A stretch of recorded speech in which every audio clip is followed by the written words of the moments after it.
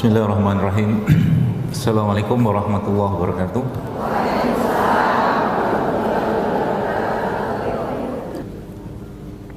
Supaya apa? Jiwanya kokoh. Supaya apa? Hatinya kokoh. Supaya apa? Jangan jadi hati yang lalai, jangan jadi jiwa yang rapuh. Kenapa? Kalau hatinya lalai, hatinya rapuh, jiwanya rapuh, maka jasadnya kita ini akan menerima imbasnya.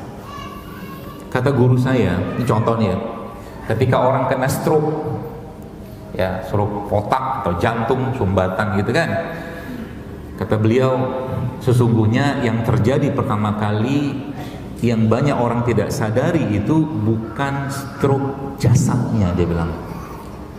Stroke jasad itu sumbatan kan di kepala, kaki, tangan sehingga dia lemes, nggak bisa bergerak gitu kan. Tapi yang terjadi sebenarnya justru adalah stroke jiwanya, kata dia. Jiwanya sudah kena stroke. Paham maksudnya? Jiwanya kena stroke itu kayak apa? Kehantam dengan berbagai macam emosi yang raganya udah nggak bisa kompensasi dan bertahan lagi dengan itu.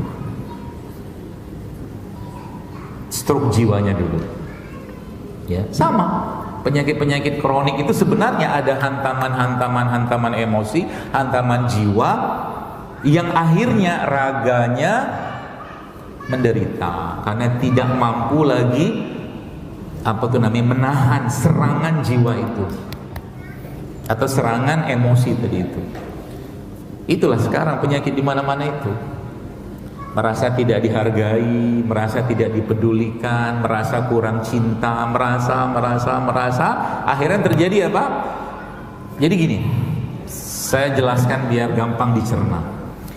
Ada paru, ada ginjal, ada jantung, ada liver, ada limpa, ya, ada apa lagi? Ada otak, semua itu ada emosinya. Ya, semua itu ada emosinya. Dan setiap emosi di mereka ini beda-beda. Ya, setiap emosi di mereka ini beda-beda. Kalau saya ngomong ini jangan tersinggung ya. Kata beliau, dia mengatakan obesitas itu, kata beliau, sesungguhnya bukan obesitas fisik, tapi obesitas jiwa atau obesitas emosi. Paham maksudnya? Atau perlu dijelaskan? Obesitas emosi itu atau obesitas jiwa itu, ini contoh ya. I feel alone. Saya merasa sedih terus. Oke, masuklah itu ke parunya misalkan. Saya merasa benci, marah, masuk itu ke jantungnya. Saya merasa tidak dihargai, masuk itu ke ginjalnya. Ini obesitasnya. Jadi akhirnya seluruh organ-organ dalam tubuhnya itu penuh dengan emosi, perasaan yang tidak tersalurkan, dan dia merasa sepi sendiri, sedih, marah, kesal, segala macam, gitu loh. Obesitas ya. Yang terjadi apa? Dia harus bahagia kan?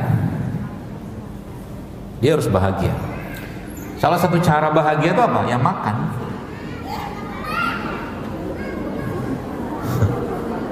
Salah satu cara bahagia itu makan. Makan tuh bikin bahagia nggak? Bahagia. Tapi yang dimakannya keliru, bermasalah, banyak pula, berlebihan pula, obes lah dia. Kebayang urutannya? Kurang lebih gitu lah, kurang lebih, kata beliau. Jadi obesitas di zaman sekarang itu tuh bukan karena kebanyakan karbo doang, bukan. Kebanyakan karbohidrat, kebanyakan tepung, kebanyakan gula, kebanyakan nasi apa segala macam, bukan. Ada beban jiwanya yang tidak tersalurkan. Sampai sini paham ya? Caranya gimana? Terus kita kan mikirnya gitu kan, caranya gimana? Anda mau ngilangin apa? Oke, saya jelaskan. Secara syariatnya ya. Di surat Al-Baqarah, saya lupa ayat berapa. Di situ Allah menjelaskan begini, orang-orang yang menginfakkan ya hartanya secara orang-orang yang menginfakkan hartanya di malam hari, itu urutannya. Di malam hari yang pertama, yang kedua secara sembunyi-sembunyi, yang ketiga secara terang-terangan. Ini jadi urutannya ya. Orang-orang yang menginfakkan harta di malam hari secara sembunyi-sembunyi.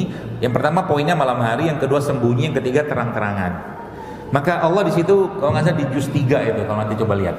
Juz 3 itu Al-Baqarah terakhir. Di halaman keberapa saya lupa. Di situ Allah katakan wala khaufun alaihim wala hum yahzanun, kata Allah, dan mereka itu tidak sedih dan tidak takut. Jadi itu obatnya kan. Jadi kalau lagi hati sedih, maka urutannya bersedekahlah di malam hari. Gitu. Cara memahami Quran itu. Bersedekahlah di malam hari. Berarti urutan yang paling ideal berarti kapan? Malam hari secara sembunyi-sembunyi. Artinya apa? Cuman Allah dan Anda yang tahu, dan mungkin orang yang Anda sedekahkan itu. Cuma itu aja. Lain enggak usah tahu. Maka wala khaufun alaihim walahum yahzanun, kata Allah. Allah akan menghilangkan ketakutan dalam diri mereka, dan Allah akan buang rasa sedih dalam diri mereka. Gitu. Banyak lagi yang lain. Atau mungkin Allah katakan itu orang-orang yang mengatakan Rabbunallah tsummallazi istaqamu, kata Allah. Orang-orang yang mengatakan Rabbunallah, Tuhan kami adalah Allah, dan dia beristiqomah di situ. Allah juga sampaikan di situ wala khaufun alaihim wala hum yahzanun. Hilang takutnya, hilang sedihnya. Jadi setiap penyakit-penyakit itu, Bapak sekalian, itu sebenarnya dalam Quran, dalam syariat itu ada penawarnya. Dan ingat saya sampaikan bahwa penyakit-penyakit itu tadi itu jauh lebih bahaya daripada penyakit fisik. Jauh lebih bahaya. Anda yang punya anak di pesantren ya, apalagi yang masukin anak ke pondok tahfiz, defaultnya pikiran orang tua secara umum, kamu selesai dari sini selesai 30 juz. Betul? Ngarapin anaknya soleh, orang tuanya nggak ada perbaikan kesolehan. Gimana caranya? Baca Quran aja mungkin kadang-kadang kalau ingat, boro-boro ngapal, boro-boro tadabbur, terus ngomong kamu selesai ya 30 juz. Mana ada ceritanya kayak begitu? Karena kesolehan itu diwariskan. Anda kalau mau dapat anak yang soleh, Anda kitanya harus soleh, nggak bisa. Karena mereka kan butuh teladan. Mereka butuh teladan. Minimal lihatlah kita baca Quran, lihatlah kita baca tafsir, lihatlah kita ngaji, baru jadi teladan. Ngarapin anaknya sekolah di sekolah tahfiz mahal-mahal, bapak ibunya kayak begitu-begitu aja, berat dan mungkin mustahil menurut saya. Tidak bisa. Lalu muncul lagi tekanan ke anak. Apa dia bilang? Kalau bisa nanti semester depan kamu selesai ya juz 5, juz 6, juz 7. Anda tahu kalimat itu kalau tidak kuat jasadnya anak itu, maka organ-organnya akan tertindas. Jadi yang punya anak-anak di pesantren hati-hati. Hati-hati Pak, jangan kasih beban ke mereka. Biar aja mereka happy. Yang penting mereka happy dulu, bahagia, tenang di sana. Daripada apa? Bolak-balik tiap bulan anak tuh dikirim sakit. Itu ada sesuatu loh itu. Penyakit kan, penyakit. Kita mungkin itu penyakit apa? Oh sakit mah. Kita nyebutnya mah lah, asma lah. Tapi pertanyaan kenapa penyakit itu muncul? Berarti kemungkinan besar ada beban emosi yang dia rasakan dan jasadnya tidak bisa kompensasi. Ya gitu. Ya. Dan banyak lagi kisah-kisah yang lain. Dan saya banyak sekali menemukan kasus-kasus seperti itu. Ya. Tekanan, beban, pokoknya, bahkan yang sampai meninggal pun ada. Allah, sampai meninggal pun ada. Bapaknya pengen begini, ibunya pengen begini, anaknya nggak pengen begitu. Lalu akhirnya anak melakukan itu atas nama birrul walidain. Jasadnya nggak kuat, akhirnya tiba-tiba muncul penyakit berat, matilah sudah akhirnya. Subhanallah. Tidak bisa, karena memang kita ini ya, udah iman kita lemah, mental kita lemah, jiwa kita lemah, ilmu kita tipis, nah, gitu kan? Dikasih beban kayak begitu tuh, ya akhirnya yang menderita siapa? Jasadnya. Jadi bahasanya itu nanti seperti namanya tuh penganiayaan.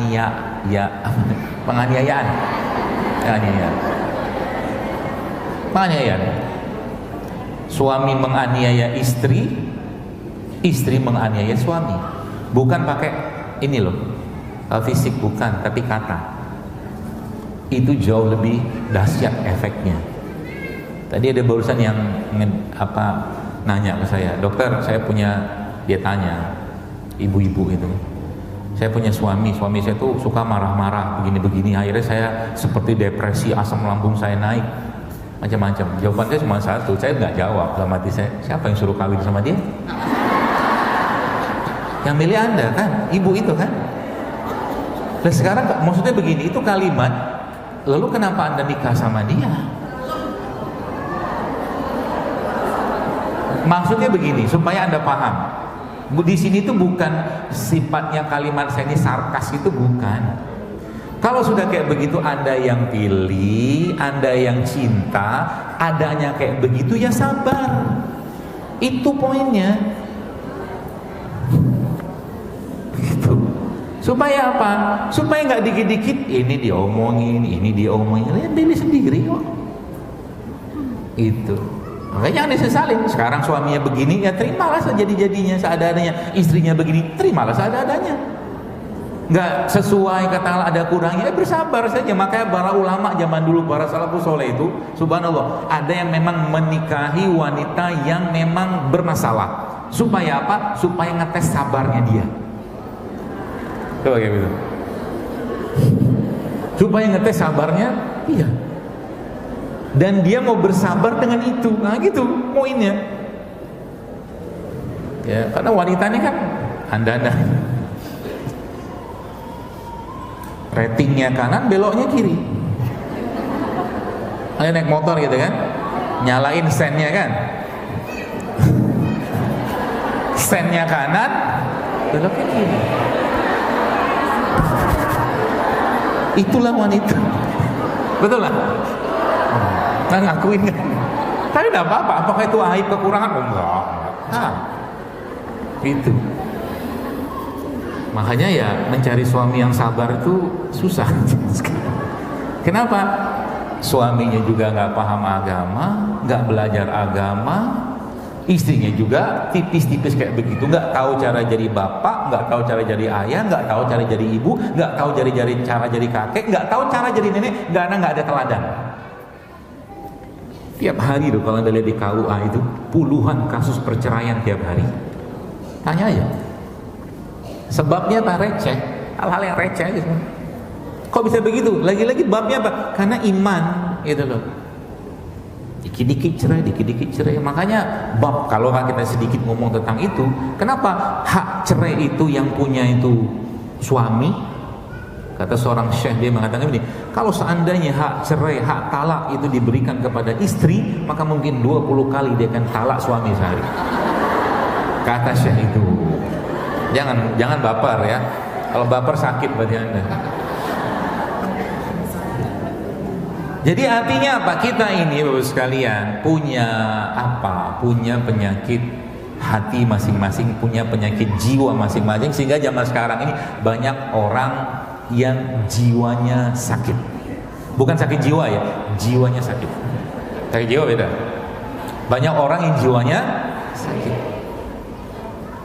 Tolonglah sabar sebentar. Lampu merah itu ketika hijau janganlah langsung klakson. Paham? Baru saja hijau tantin, macam apa saja hidupnya. Sebentar aja baru hijau udah klakson gitu kan. Habis pikir saya. Berhenti sebentar lampu merah, hijau baru 1 detik, tin macam orang di depan tuh baca Al-Baqarah saja, sehingga harus diklakson begitu rupa. Latih gitu. Ya supaya apa? Nggak terburu-buru, nggak tergesa-gesa. Karena itu penyakitnya, karena itu dari setan. Was-was, semua ditakutin, semua dipikirin. Siapa kita? Semua dipikir, nanti kalau gitu gimana ya, gimana, semua dipikir macam Tuhan saja. Was-was. Sehingga apa? Allah memberikan clue-nya kepada kita. Apa kata Allah? Kalau Anda baca surat Al-Falaq yang kita sering baca di zikir pagi petang itu, Qul a'udzu birabbil falaq min syarri ma khalaq. Aku berlindung, aku menyebutkan, kita menyebut Qul a'udzu birabbil falaq. Kata Allah, situ Allah mengatakan, berlindunglah kepada Allah dari kejahatan subuh. Rabbul falaknya, Tuhan yang memiliki subuh. Min syarri ma khalaq. Dari kejahatan subuhnya. Allah disebut sekali untuk kejahatan subuh, kejahatan eksternal. Qul a'udzu birabbil falaq min syarri ma khalaq. Yang menariknya di surat An-Nas-nya Allah bilang apa? Allah bilang qul a'udzu birabbin nas, malikin nas, ilahin nas. 3 kali kita nyebut Allah, Robnya kita, Maliknya kita, untuk urusan yang ada hubungan dengan eksternal apa internal? Internal. Was-was kan? Min syarril waswasil khannas. Untuk urusan yang ada dalam hati. Artinya apa? Eksternalnya itu jauh lebih ringan daripada internal. Artinya penyakit sebenarnya dalam diri manusia itu yang jauh lebih bahaya adalah penyakit yang berhubungan dengan salah satunya was-was tadi, hati tadi. Bagaimana Anda melihat orang was-was itu? Dia wudu. Selesai wudu, dia bilang, tadi sah nggak wuduku ya? Lihat, itu was-was. Terus dia masuk masjid ini karpet nih kira-kira ada najisnya nggak ya? Itu was-was. Macam-macam. Terus dia ikut imam takbiratul ihram, Allahu Akbar. Terus balik lagi dia. Tapi udah benar belum ya takbiratul? Bolak-balik sampai akhirnya rakaat kedua, ketiga, baru dia takbiratul. Itu was-was. Ada orang kayak begitu. Ya. Maka kata Nabi SAW apa? Kalau penyakit itu ya ketemu kayak begitu, kata Nabi SAW, fa'amdeh, terabas. Terabas itu maksudnya apa? Yakin ya, dilawan. Yakinlah itu udah benar, selesai. Karena itu dari setan, jelas dari setan, dari iblis. Misalkan dia sudah, jadi dia meyakinkan dirinya, atau mungkin ada orang yang ingatkan, udah benar, wudumu udah benar. Diingetin supaya dikuatkan hatinya gitu loh. Ya, seperti itu. Maka Bapak sekalian, kalau kita list ya penyakit-penyakit ini, nanti saya kasih rumusnya kayak apa. Maka sebenarnya dia punya penawarnya masing-masing. Ya. Kita ini penyakit aslinya kita itu sebenarnya Quran sudah sebutkan. Apa kata Quran? Innal insana, tadi sudah sebutkan, innal insana khuliqa halu'a. Manusia itu berkeluh kesah kikir juga sama masuk di situ, berkeluh kesah gitu kan. Atau lagi dalam ayat yang lain Allah katakan innal insana zoluman jahula. Zolim. Ya. Zolim dan bodoh, jahil. Maka obatnya zolim apa? Obatnya bodoh, semua kan ada obatnya, ada penawarnya semua. Maka Nabi kita alaihi salatu wassalam memberikan kepada kita Bapak-Ibu sekalian penawarnya. Kita pernah mendengar kan, Aisyah mengatakan bagaimana akhlaknya Rasulullah SAW itu. Kata ada yang bertanya pada Aisyah, maka Aisyah mengatakan kana khuliqal Quran. Akhlaknya Rasulullah itu akhlaknya Quran. Pertanyaan saya sekarang, akhlak Quran itu apa? Supaya nanti Anda pakai itu, tag. Kalau sudah tahu nanti Anda pakai. Yang dipakai apanya? Yang dipakai adalah adunya akhlak-akhlak tadi itu kayak dipasang dalam jiwa kita, sehingga nanti kita pelan-pelan merasakan kedamaian dan kesejahteraan dan ketenangan hati atau jiwa di situ. Jadi ada seorang ulama di Maroko, dia menulis buku tentang itu, ya, tentang akhlak Quran yang disebutkan tentang Rasulullah tadi itu apa saja. Nomor 1 ternyata apa coba? Adil. Adil itu sekitar 345 kali disebutkan dalam Al-Quran. Jadi dia menyebutkan itu sesuai dengan katanya. Adil. Kemudian yang kedua itu rahmah, kasih sayang. Kasih sayang itu 340 kalian. Yang ketiga apa kira-kira?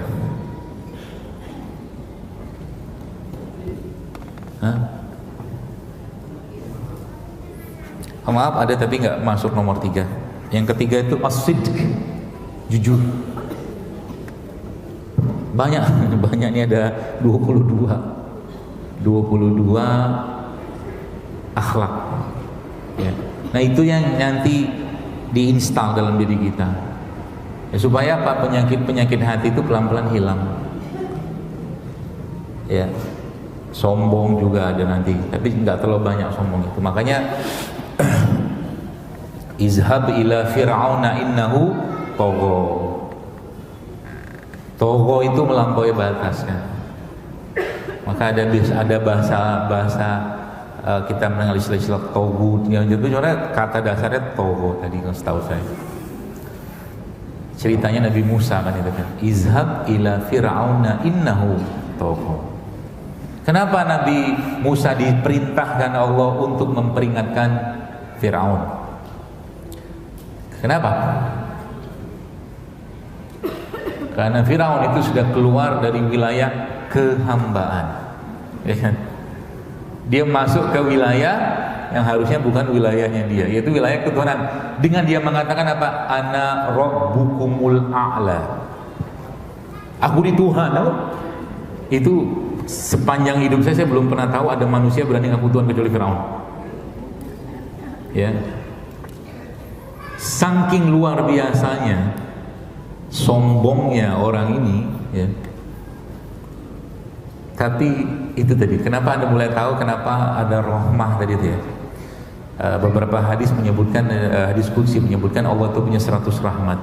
Satu rahmatnya Allah berikan di dunia ini, 99 itu di surga. Cuma satu, ibu nyusuin gitu kan. Kadang-kadang saya mikir kalau lihat ibu-ibu nyusuin tuh, aslinya kalau kita mau mentadaburi bagus sekalian, harusnya kita nangis. Bagaimana tahu bayi itu refleks mengisap, refleks menyedot, ya kan? Bisanya dia cuma maaf jilat-jilat aja bisa aja, tapi dia nggak jilat, dia sedot dengan sangat dengan sangat mahir gitu loh. Makanya di setiap perjalanan kehidupan atau yang Allah tampilkan kepada kita itu tunjukkan kepada kita sebenarnya di situ ada ayat-ayat Allah, ada ayat-ayat Allah sana. Ya, cuman tadi ayat-ayat tadi nggak ada vibes-nya, nggak ada getarannya ke kita. Kenapa? Kita seringnya pakai logika, kita seringnya pakai ilmunya kita nggak pakai wilayah ketuhanannya Allah untuk melihat itu dengan mata keimanannya kita. Kembali ke Fir'aun tadi, sehingga ketika sombongnya tadi baru sekalian sudah luar biasa sampai dia mengatakan ana rabbukumul a'la. Ini kan kejahatan manusia paling besar mungkin yang pernah terjadi ini Fir'aun. Bukan karena dia bunuh anak, bukan. Bunuh bayi-bayi laki-laki, bukan. Tapi ini kejahatannya. Toro ini melampaui batas.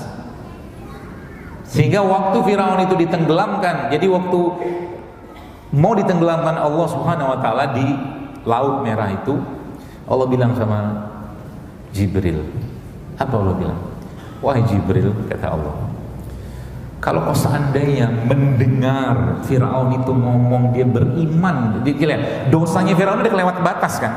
Tapi Allah bilang apa? Kalau seandainya kau mendengar dia mengucapkan dia beriman kepada Tuhannya Musa, maka selamatkan dia. Selamatkan dia. Apa yang Jibril kerjakan waktu Fir'aun laknatullah alaihi itu lagi berkubang di air itu? Dalam beberapa riwayat yang saya tahu, Jibril sibuk memasukkan pasir ke dalam mulutnya Fir'aun supaya jangan sampai ada lisan Fir'aun mengatakan dia beriman kepada Tuhan yang Musa, karena saking bencinya dan gak sukanya Jibril sama orang sombong kayak begini. tapi Allah Maha Rahman.